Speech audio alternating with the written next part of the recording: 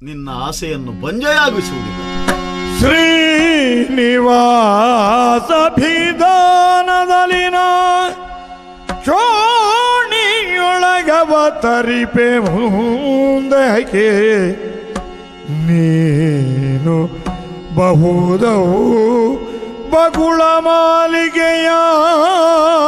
ಕಲಿಯುಗದಿ ಸೂನುನ ನಿನಗಾಗಿ ತೋರುವೆ ಮಾನಿನಿ ಮಣಿ ಎನ್ನ ಮದುವೆಯ ಪೂರ್ಣ ವೈಭವಗಳನ್ನು ಶೇಷ ಜಲದಿ ನೆಲೆಯಾಗಿ ಅಮ್ಮ